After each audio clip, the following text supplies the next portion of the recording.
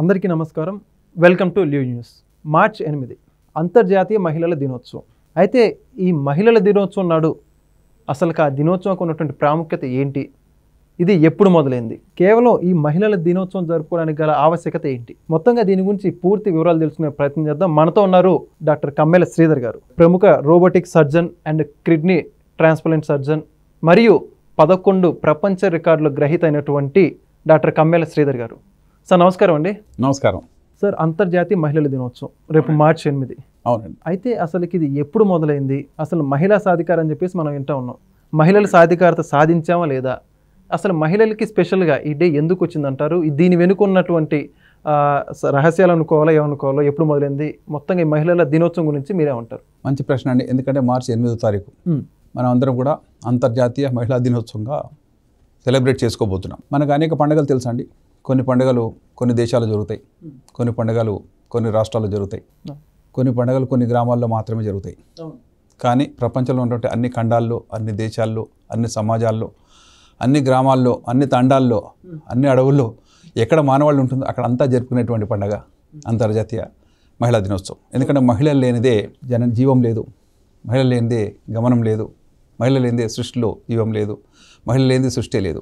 కాబట్టి సృష్టి ఎక్కడైతే ఉందో అక్కడంతా కూడా మహిళలకు తప్పకుండా ప్రాధాన్యత ఉండాలి.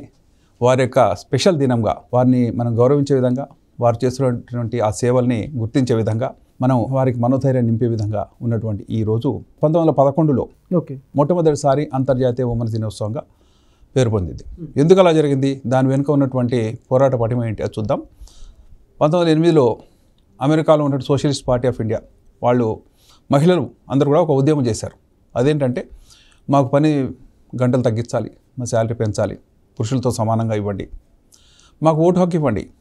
అంటే ఆ సందర్భంలో స్త్రీలకు ఓటు హక్కు లేనందువల్ల వాళ్ళు పోరాడుతున్నారు. ఈ పోరాటం కొంతవరకు జరిగినా దాన్ని అణిచివేయడం జరిగింది. ఆ తర్వాత అనేక ఇతర దేశాలు, యూరోప్లో కూడా ఇది ఊపందుకుంది.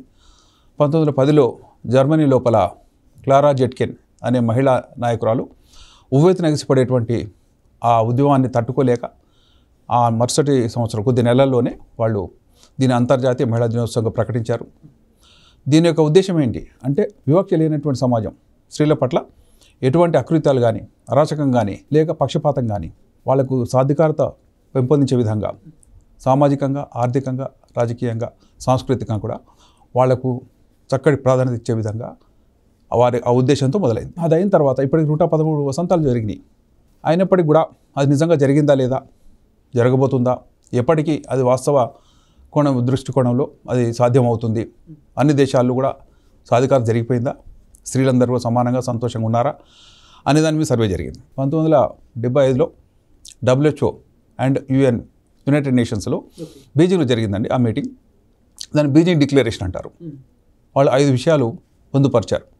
మహిళా దినోత్సవం సందర్భంగా ఏం మనం చేయాలి అంటే, ఒకటి వివక్షరహిత సమాజం, రెండవది ప్రతి బాలిక కూడా చదువుకోవాలి, సమాన విద్యా అవకాశాలు, అదేవిధంగా ఉద్యోగ అవకాశాలు, వారికి రక్షణ, స్త్రీలకు అనేక రాత్రివేళ పనిచేయాల్సిన అవసరం పడవచ్చు, ఆ సమయంలో వారికి రక్షణ, స్త్రీకి ఆరోగ్యం, ఎందుకంటే స్త్రీని బిడ్డని ఒక యూనిట్గా చూస్తారు కాబట్టి స్త్రీలు సంరక్షింపబడితే బిడ్డలు కూడా తల్లి యొక్క ప్రేమ ద్వారా, ఆత్మీయత ద్వారా, అనుబంధం ద్వారా, అనురాగం ద్వారా, అభిమానం ద్వారా, అసలు అంత గొప్ప ప్రేమను కలిగినటువంటి వ్యక్తులు సమాజంలో ఉండరు. వాళ్ళే మహిళలు. తల్లిని పూజించు, భార్యను ప్రేమించు, చెల్లిని దీవించు, అందరి స్త్రీలను గౌరవించు, ఇది నినాదం.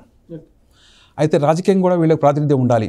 ఎందుకంటే స్త్రీల సమస్యలు స్త్రీలకు తెలిసినంత గొప్పగా పురుషులకు తెలియకపోవచ్చు. కానీ ఎక్కడ చూసినా పురుషాధిక్య ప్రపంచం, ప్రభుత్వం లేక అధికారం గుప్పిట్లో పెట్టుకున్నటువంటి ప్రభుత్వాలు ఎక్కువ శాతం పురుషులే ఉంటున్నారు. కాబట్టి వీళ్ళకు కూడా ప్రాతినిధ్యం ఉండాలి అని చెప్పి పోరాడినటువంటి సందర్భం అది. అసలు ఓటు హక్కు కోసం పోరాడుతున్నారంటే ఎంత దయనీయమైన పరిస్థితి నుంచి ఈ రోజున స్త్రీలందరికీ ఓటు హక్కు ఉంది, వాళ్ళు కూడా చట్టసభలకు ఎంటర్ అవుతున్నారు. దానికి మళ్ళీ ఈ మధ్యనే మహిళా రిజర్వేషన్ బిల్లు, రాజకీయంగా కూడా వాళ్లకు 33% రిజర్వేషన్ కూడా అమలు అవుతుంది నెక్స్ట్ వచ్చేటువంటి ఎలక్షన్స్లో. ఇవన్నీ చూస్తుంటే ఆ దిశగా ప్రయాణం జరుగుతూనే ఉంది. యునైటెడ్ నేషన్స్ చేసిన ఒక సర్వేలో, గత సంవత్సరం చేసిన సర్వేలో మహిళా సాధికారత, మహిళలకు సమాన అవకాశాలు, సమాన హక్కులు అన్ని రంగాల్లో కావాలంటే ఎప్పటికి జరుగుతుంది అంటే 2154 అంటే ఇప్పటి నుంచి 129 సంవత్సరాలు పడుతుంది. అంటే మనం కూర్చున్నటువంటి ఈ రోజున ఇంత గొప్పగా ఆర్భాటంగా మహిళా దినోత్సవం గురించి మనం మాట్లాడుకుంటున్నాం. కానీ అది నిజంగా పూర్తిగా పరిపూర్ణంగా ప్రతిఫలించిన రోజుకి ఇంకొక 100 సంవత్సరాలు దాటచ్చు.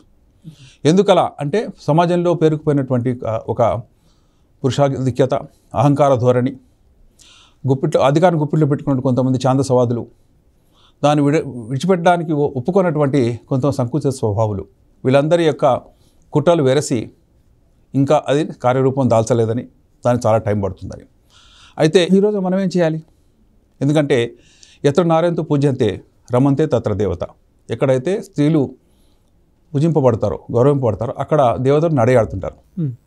మన ఇంట్లో మరి దేవతలు నడయాడాలి కదా, మన చుట్టూ సమాజంలో కూడా దేవతలు ఉండాలి కదా, మన దేశం కూడా దేవతలతో నిండి ఉంటే మనకి ఎంత సౌభాగ్యంగా ఉంటుంది, మనం ఎంత వైభవపేతంగా అభ్యుదయ పదంలో మనం నడుస్తాం. అదే మానవాళి మొత్తం కనుక గౌరవిస్తే అంతకు మించినటువంటి సంతోషకరమైనటువంటి సమాజం ఉండదు. ఈ మూల ప్రిన్సిపల్ని ఆధారంగా చేసుకొని అన్ని దేశాలు కూడా అనేక చట్టాలు చేశారు. స్త్రీలకు రక్షణ కల్పించడం అనేది చాలా ఇష్టంగా చేసినటువంటి మొట్టమొదటి చర్య. ఎక్కడైనా సరే చూస్తే అకృత్యాలు జరిగినాయి అనుకోండి, వాటి పట్ల కఠినంగా శిక్షలు అమలు చేస్తున్నారు, చేయాలి కూడా. మన దేశంలో కూడా నిర్భయ చట్టం ఉంది, ఈ మధ్య దిశ చట్టం అన్నారు. కానీ వీటి వల్ల అంత గొప్పగా లాభం జరగట్లేదేమో. ఇవి కేవలం పేపర్ మీద ఉన్నటువంటి కొన్ని ప్రణాళికలు, కొన్ని చట్టాలుగా ఉడిపోయినాయి తప్పితే కార్యాచరణగా క్షేత్రస్థాయిలో చూసినట్టయితే అంత గొప్పగా న్యాయం జరగట్లేదేమో. అందుకేనేమో స్త్రీలు బయటకు వెళ్ళాలంటే ఇప్పటికీ కొంత భయపడుతున్నారు. మహాత్మా గాంధీ చెప్పారు, ఎప్పుడైతే స్త్రీ ఒంటరిగా అర్ధరాత్రి నడవగలుగుతుందో అది నిజమైన స్వాతంత్రం అన్నారు. అది వచ్చిందా ఈరోజు వరకు? ఒక్కసారి గుండె మీద చేసుకుని ఆలోచిద్దాం, రాలేదు. ఎప్పుడు వస్తుంది చెప్పలేం. కానీ అది గొప్పగా మనం ఉపన్యసిస్తాం, దాని గురించి ఆర్భాటంగా చెప్పుకుంటాం. అదేవిధంగా సమాజం బాగుపడాలి, గొప్పగా జీవించాలి వ్యక్తులం అని అంటే వివేకానందుడు చెప్పారు, ఏ పక్షి అయినా సరే ఒక రెక్కతో మరీ ఎత్తుకి ఎగరలేదు. అంటే పురుషులు మాత్రమే ఒక రెక్క అవుతే ఇంకో రెక్క స్త్రీ అనుకుంటే, స్త్రీలను మనం అణిచిపెట్టిన రోజులు ఆ సమాజం అభ్యుదయ పదంలో నడవలేదు. కాబట్టి స్త్రీలు సమభాగస్వాములు.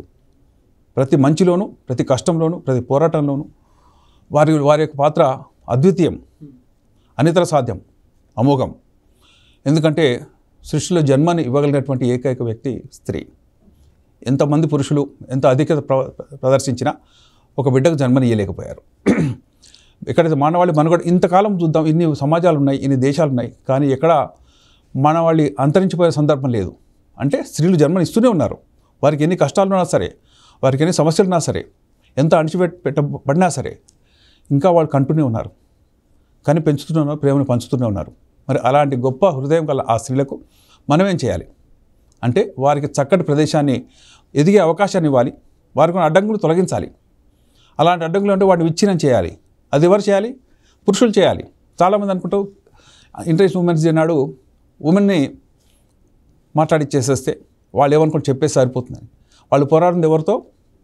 పురుషాధిక్య ప్రపంచంతో. వారు పోరాడుతుంది ఏమని? మాకు సమాన హక్కులు ఇవ్వమని. ఎవరితో? పురుషులతోనే.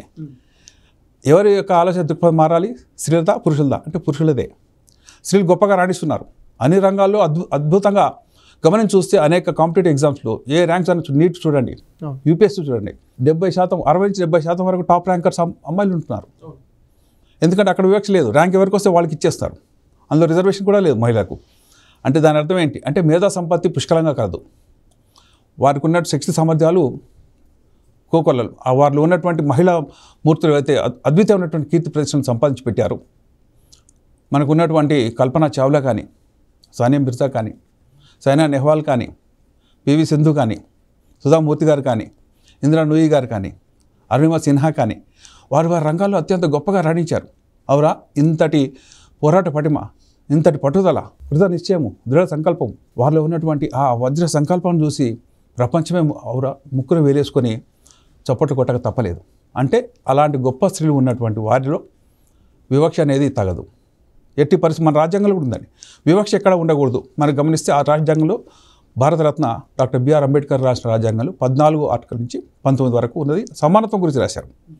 ప్రతి ఒక్కరు చక్కగా జీవించే అవకాశం ఉండాలి, వివక్ష లేనప్పుడు సమాజం ఉండాలి, మత సామరస్యం ఉండాలి, మత స్వేచ్ఛ ఉండాలి, వాక్ స్వాతంత్రం ఉండాలి. ఇవన్నీ ఎందుకు అని అంటే అలా లేకపోతే సమాజంలో అరాచకం జరుగుతుంది, అణచివేత జరుగుతుంది, దాని పర్యవసానంగా పోరాటాలు వస్తాయి. అదే ఈ స్త్రీలు పోరాడినటువంటి మొట్టమొదటి ఆ పోరాటం 1908లో జరిగింది. అది మహిళా శ్రామిక పోరాట దినంగా పరిగణిస్తారు. ఓకే. తర్వాత దాన్ని మహిళా దినోత్సవంగా చెప్పారు. ఎందుకంటే ఆ శ్రామిక దినోత్సవం ఎప్పుడైతే సక్సెస్ అయిందో ఆ తర్వాత వారి పోరాటం, వారి అన్ని హక్కులు కానీ, వారి అవకాశాలు కానీ, వారికి ఉన్నటువంటి ప్రాతినిధ్యం కానీ సమాజంలో అన్నింటినీ గొప్పగా చేసుకుంటూ వస్తూనే ఉన్నారు. స్త్రీ యొక్క కులం మంచితనం, స్త్రీ మతం జనహితం, స్త్రీతత్వం మానవత్వం. అప్పుడు పడినటువంటి ఆ బీజం, స్త్రీలకు ఉన్నటువంటి ఆ సమాన అవకాశాలు కావాలన్నటువంటి ఆ తృష్ణకు పర్యవసానంగా ఆ కోరిక ఇంతింతై వటుడింతై జనసంద్రమై ప్రభంజనమై పెను తుఫానుగా మారి భీకర సునామీగా ముగిసింది. ప్రపంచవ్యాప్తంగా స్త్రీలపైన అకృత్యాలు చేయాలంటే భయపడేటువంటి పరిస్థితి ఏర్పడ్డది. దాన్ని మరింత కటుగా దాన్ని అమలు చేసేటువంటి అవసరాలు ఉన్నప్పటికీ కూడా చట్టాలు మాత్రం చాలా కట్టుదిట్టంగానే ఉన్నాయి. అయితే స్త్రీలు ధైర్య సాహసంతో పోరాడుతూనే ఉన్నారు. వారికి వచ్చిన అనేక అడ్డంకుల్ని తొలగించుకుంటూ ముందుకు పోతున్నారు. ఈ క్రమంలో మనకు ఉన్నటువంటి పరిష్కార మార్గాలు ఏంటి అవి చూద్దాం. ప్రతి ప్రభుత్వం ఏం చేస్తుంది? స్త్రీల కోసం కొన్ని పథకాలు పెడుతుంది. వారి సాధికారత అంటే ఏంటి? వారు స్వతంత్రంగా జీవించగలగాలి, ఆర్థిక స్వాతంత్రం ఉండాలి. అది మూలం. ఏ మనిషి అయినా సరే సొంత నిర్ణయాలు తీసుకోవాలంటే అతనికి ఆర్థిక స్వాతంత్రం ఉండాలి, అతనికి సంపాదన ఉండాలి. ఆ వేతనం ద్వారా అతను ఏ కష్టం వచ్చినా నష్టం వచ్చి ఇతరుపైన ఆధారపడకుండా జీవించే అవకాశం ఉండాలి. అది స్త్రీలకు ఇవ్వాలి. ఇవ్వాలంటే ఏం చేయాలి?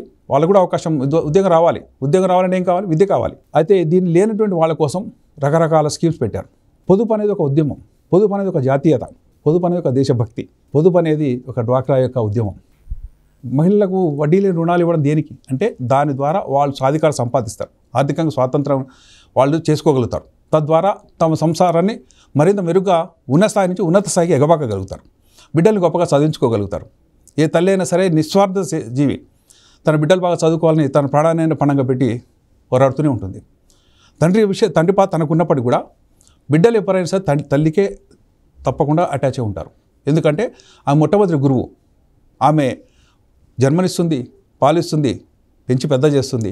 కష్టం వస్తే తన అవయవాలైనా సరే ప్రాణాన్ని తీసుకోమంటుంది. అంతటి గొప్ప మహిత మహిళామూర్తుల్ని తప్పకుండా మనం గౌరవించాలి. అంత నిస్వార్థ జీవులు మన మధ్య ఉన్నారంటే మనం గర్వించాలి. మనము మన ఇంట్లో స్త్రీలకు ఏం చేసాం? ఇది చాలా ముఖ్యమైన విషయం అండి. సమాజంలో జరుగుతుంది, పెద్ద పెద్ద ఉపన్యాసాలు చాలా ఇవ్వచ్చు. మన ఇంట్లో ఉన్నటువంటి నా భార్యకి నేనేం చేయగలిగాను, ఆమెకి ఎటువంటి విద్యని ఇవ్వగలిగాను, పెళ్లి చేసుకున్నా సరే ఎటువంటి ఉద్యోగ అవకాశాలు ఇవ్వగలిగాను, ఎలాంటి ప్రాతినిధ్యం ఇవ్వగలిగాను, ఎలాంటి అవకాశాన్ని నేను ఆమెకి, నాకు లేనటువంటి అవకాశం కూడా ఆమెకి ఇవ్వగలిగితే, ఎందుకంటే మహిళ కాబట్టి మహిళల రంగం లోపల ఆమె కనుక వనికెక్కితే మహిళలకే కాదు ఒక స్త్రీ కనుక ఎదిగితే ఆ కుటుంబానికి మంచి జరుగుతుంది. ఎప్పుడైతే కుటుంబం పటిష్టపడుతుందో ఆ సమాజం వనికెక్కుతుంది. ఎప్పుడు సమాజం కనుక మెరుగుపడిందో ఆ దేశం అభ్యున్నత పదం నడుస్తుంది. ఒక దేశం కనుక బాగుపడిందో సమస్త మానవాళి కూడా దాని యొక్క లాభాలని ప్రతిఫలాన్ని అంది పుచ్చుకుంటుంది. ఇవన్నీ చూస్తుంటే అంటే మహిళలే సమాజంలో కీలకమైన వ్యక్తులు పురుషుల కంటే కూడా. ఎందుకంటే కుటుంబాన్ని నడపాలన్నా, బిడ్డకు జన్మనివ్వాలన్నా, సమానమే పరచాలన్నా, అసలు ఏ కష్టం వచ్చినా సరే దాని హక్కును చేర్చుకోవాలన్నా సరే మహిళలే ముఖ్యం. కన్న తల్లిని మించినట్టు దైవం మనకు తెలియదు. దేవుడిని మనం చూడలేదు. చాలామంది దేవుళ్ళు ఉన్నారంటారు, పూజలు చేస్తుంటాం. ఎవరు నమ్మిన దేవుడిని వాళ్ళు పూజిస్తారు, దానిలో తప్పు లేదు. కానీ ఎవరైనా చూసి వచ్చి నాకు ఇలా దేవుడు కనపడ్డాడండి, నాకు ఇంత మంచి చేశాడని చెప్పిన వాళ్ళు ఎక్కడ ఉన్నారా? ఉంటే మనం నమ్ముతామా? మన అమ్మని మనం నమ్మొచ్చు. జన్మనిచ్చింది మనకు ఆ సమయంలో తెలియకపోవచ్చు. కానీ నాకు జన్మనిచ్చిన నా తల్లి నా ఎదురుగా ఉంటే ఆమె మనస్తత్వం మనకు తెలిసే ఉంటుంది. చిన్నదాని నుంచి మనం చూస్తూనే ఉంటాం. అలాంటి స్త్రీకి, ఆమె రిటైర్ అయిపోయి ఉండొచ్చు, ఆమె వయసు అయిపోయి ఉండొచ్చు, కానీ అలాంటి స్త్రీకి, స్త్రీ జాతికి మనవంతు ఏం కృషి చేశాం? మనకు అవకాశం ఉన్నటువంటి మన చెల్లికి ఎంత మంచి చేయగలిగాం, ఎంత చక్కటి ఉద్యోగం ఇవ్వగలిగాం, ఎంత చక్కగా ఆమెను చదివించగలిగాం. 4 డబ్బులు ఖర్చు వచ్చినా సరే స్త్రీలను చదివించమంటారు. స్త్రీల ఎప్పుడైతే స్త్రీ ఉద్యోగం చేస్తుందో ఆమె బిడ్డలు తప్పకుండా చదువుతారు. ఒక విద్యావంతురాలు కనీసం 4-5 విద్యావంతులు తయారు చేస్తుంది. తన బిడ్డలు ఇద్దరు, చుట్టుపక్కల వాళ్ళు ఇద్దరు, ఉన్న పిల్లలందరినీ కూడా కూర్చోబెట్టి చదివించుతుంది. టీచర్ కాకపోవచ్చు కానీ విద్యాబుద్ధులు కానీ చేతనంతవరకు ప్రాథమిక విద్యలో ఉన్న ఆ టెక్స్ట్ బుక్ చదివేసి కానీ చెప్తూ ఉంటుంది. ఇవన్నీ ఇష్టంగా చేస్తుందని, ఇందులో ఎక్కడ కష్టమని అనుకోదు. కాబట్టి అలాంటి మహిళామూర్తులకు ఈరోజు మనం నిజంగా వారిని అభినందించే దినం. అలా మీ మధ్యలో మేము ఉన్నాం, మమ్మల్ని జాగ్రత్తగా చూడండి. స్త్రీలు కార్యేషు దాసి కరణేశు మంత్రి భోజ్యేసు మాత శయనేశ్వరంబ. పని చేయబోతే దాసిలాగా పనిచేస్తుంది, కష్టం వచ్చినప్పుడు మంత్రిలాగా సలహా ఇస్తుంది, అన్నం పెట్టబోతే ఎంతో ఆప్యాయతతో మనకు వడ్డిస్తుంది. మరి అలాంటి గొప్ప స్త్రీని గౌరవించకపోతే మరి ఎవరిని గౌరవిద్దాం? వారిపైన జరుగుతున్న అరాచకాలని మనం కాకపోతే ఎవరు ఆపుతారు? మనకు కాకపోతే వాళ్ళు ఎవరికి చెప్పుకుంటారు? ఈ సందర్భంలో వాళ్ళు వచ్చినటువంటి గొప్ప వాళ్ళకున్న విశిష్టతను మనం గౌరవిస్తూనే వారి అవకాశాలను పెంపొందింప చేయాలి. సమాజంలో కొంతమంది స్త్రీలు వద్దని, స్త్రీలు వస్తే అయ్యో నాకు బిడ్డ పుట్టిందని బాధపడేటువంటి మూర్ఖులు, మూఢనమ్మకాలు కొన్ని చోట్ల ఇంకా ప్రబలే ఉన్నాయి. మన దేశం కూడా ఒక 30 సంవత్సరాల క్రితం 1990 నుంచి 2010 వరకు మ్యాక్సిమం ఆ సమయంలో స్త్రీలు వద్దని ఫీమేల్ ఫీటిసైడ్ చాలా ఎక్కువగా అయిపోయింది. అంటే ఎక్కడైనా అమ్మాయి అని తెలిసింది స్కానింగ్లో అంటే అబార్షన్ చేసేయండి. ఎందుకంటే అమ్మాయిలు వద్దండి, అమ్మాయిలు ఉంటే ఖర్చు అవుతుందండి, అమ్మాయిల వల్ల నష్టం అండి, అబ్బాయిలు ఉంటే ఏదో తెస్తాడు కదండి. ఇలాంటి ఛాందసవాదం, అపరిపక్వత లేక మానసిక రుగ్మత వెరసి అమ్మాయిల సంఖ్య తగ్గిన సందర్భాలు ఉన్నాయి. మన దేశంలోనే 1000 మంది అబ్బాయిలు ఉంటే 942కు పడిపోయింది.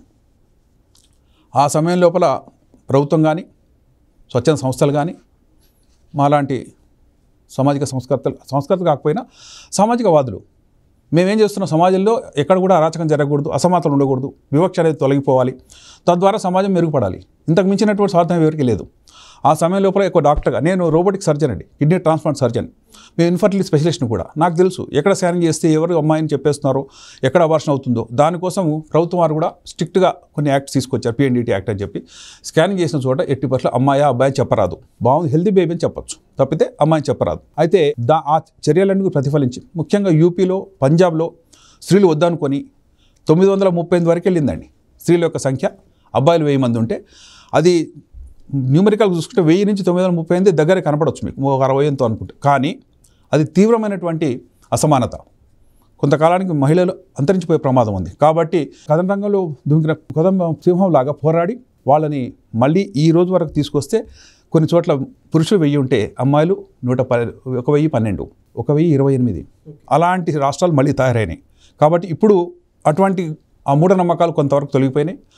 అమ్మాయిలు బాగా చదువుకొని రాణించి ఇంటికి 4 డబ్బులు సంపాదించి పెడితే అరే వీళ్ళు కూడా బాగానే ఉన్నారు కదా, వీళ్ళు ఎందుకు మనం అబార్షన్ చేద్దామని అనుకున్నాం అనే జిజ్ఞాస కానీ అవగాహన కానీ ఇప్పుడు గ్రామీణ ప్రజల్లో కూడా అర్థమైంది. అంటే అమ్మాయిని చదివించుకుంటే ఏమీ తక్కువ లేదు, అబ్బాయి కంటే ఏ విషయంలో తక్కువ లేదు. ఏదో పూర్వకాలం లోపల ఇంట్లో ఉండేసి వంట వండుకుంటే చాలా అమ్మాయి అనుకునేట్టు ఆ రోజుల నుంచి అలా కాదు. నువ్వు వెళ్ళాల్సిందే, కాలేజీకి వెళ్ళాల్సిందే, నువ్వు చదువుకోవాల్సిందే, నువ్వు సంపాదించుకోవాల్సిందే. నాకేమి తేపోయినా నీ జీవితంలో నువ్వు గొప్పగా జీవించడానికి, నువ్వు కూడా అణచివేత గురి కాకుండా ఉండడానికి, ఒక దాసరికంగా చేయకుండా ఉండడానికి, నీపైన ఎవరు అకృత్యం చేయకుండా ఉండడానికి, నిన్ను చులకనపరచకుండా ఉండడానికి, నిన్ను గౌరవించడానికి సమాజంలో ఎదగబాగే అవకాశం ఎవరిస్తున్నారు అంటే విద్య ఇస్తుంది. ఆ విద్యని మేము మీకు ఇస్తున్నామమ్మా. మేము ప్రతి బిడ్డని గౌరవిస్తున్నాం, పుట్టిన ప్రతి బిడ్డని ఆహ్వానిస్తున్నాం, సంబరాలు జరుపుకుంటున్నాం. మీరు మాకు కావాలి, మీరు లేనిది మేము అంతరించే ప్రమాదం ఉంది అని పురుషుడు తెలుసుకున్నటువంటి ఈరోజు అంతర్జాతీయ ఉమెన్స్ డే. అయితే చాలామంది అనుకుంటారు అమెరికా దేశంలో అబ్బాయిలు అంటే చాలా ఇష్టపడతారు, అమ్మాయిలు కూడా ఈక్వల్గా ఉంటారేమో అని ఒక భ్రమ ఉందండి. కానీ ఆ సమాజంలో కూడా వివక్ష అంటే స్త్రీలను కొంత చిన్న చూపు చూడటం, స్త్రీలు అయితే వద్దులే, స్త్రీలు అయితే తక్కువలే, స్త్రీలను మనం సరిసమానం కాకుండా చూడ అనేటువంటి భావన యూరోప్లో కూడా చూసాం, లండన్లో చూసాం, అమెరికాలో చూసాం. ఆ ఛాందసవాదం ఇంకా నడుస్తూనే ఉంది. ఎవరెన్ని గొప్ప మాటలు చెప్పినా సరే ఇంకా అది క్షేత్రస్థాయిలో సమభాగస్వాములు అనే గుర్తింపు రాలేదు. వస్తుందని అయితే నేను ఆశపడుతున్నా, రావాలని నేను పోరాడుతున్నా. నా ఇంట్లో నేను చేసినటువంటి నాకు 2 బిడ్డలండి, గొప్పగా చదివించుకున్నా. వాళ్ళు చదవకపోతే నేను నా పనులు ఆపుకుని కూర్చుంటాను, దగ్గరుండి చదువు చెప్తాను. నా భార్య ఆమె కూడా చదువుకుందండి, ఆమె కూడా స్పెషలిస్టు. ఆమెకు అవకాశం వస్తే ఆమెకు రాజకీయం కూడా అవకాశం ఇచ్చాం.